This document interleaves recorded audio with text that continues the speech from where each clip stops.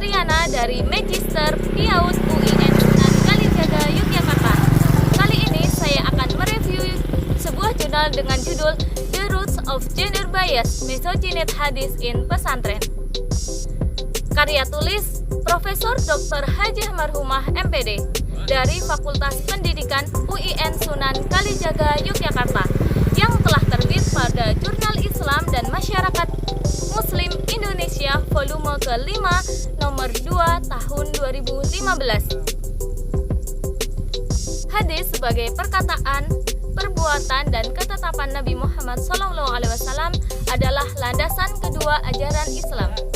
Itu berlanjut sebagai nilai hidup bagi banyak muslim di dunia.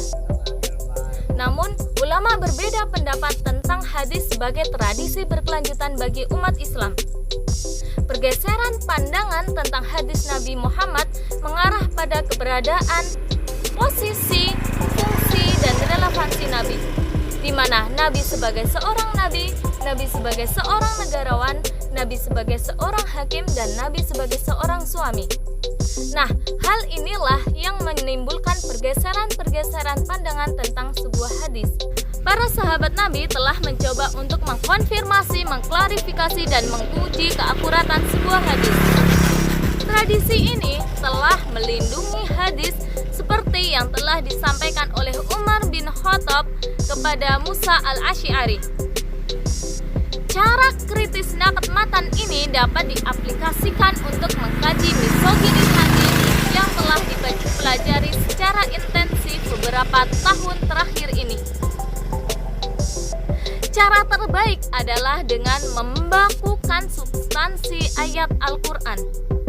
Misal, tentang masalah keadilan dan persamaan. Pertama, prinsip keadilan harus ditetapkan untuk menentukan persamaan hak dan kewajiban laki-laki dan perempuan.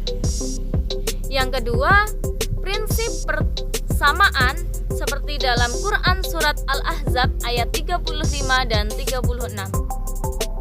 Faktanya, semua muslim sederajat di hadapan Allah.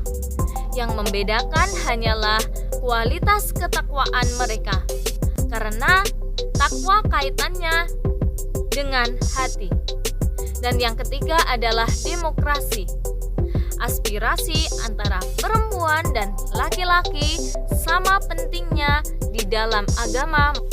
Ya, perlu kita ketahui bahwa misoginis hadis-hadis atau hates perempuan atau membenci perempuan, hadis misoginis ini menurut perspektif Maqasid al-Syari'ah Yasser Auda yang menulis buku menarik berjudul Al-Maqasid untuk pemula. Buku tersebut menyoroti beberapa poin penting. Pertama, maqasid dasar melindungi 5 prinsip dasar hukum Islam, yaitu melindungi 5 unsur kebutuhan dasar. Melindungi tentang hak untuk hidup, memiliki penghidupan, bereproduksi, merangkul milik sendiri, beragama dengan bebas, memiliki kehormatan, rasa hormat dan martabat. Sejak awal berdirinya pesantren ini telah menjadi pusat pembelajaran dan dakwah yang merupakan sistem pembelajaran dan pendidikan tertua di Indonesia. Nah, berikut penyebaran hadis misoginik di pesantren. 1. Metode pengajaran di pesantren adalah otoriter atau top down dan monolog atau satu arah. Yang kedua, kiai dan asatidz masih mempertahankan dominasi patriarki. Ajaran normatif yang ada di dalam sebuah pesantren yang ada di dalam sebuah tradisi misoginik lebih menitik beratkan pada peran gender tradisional, seperti mempertahankan sisi tradisional tentang tenaga kerja, di mana perempuan berada di ranah domestik dan laki-laki berada di ranah publik.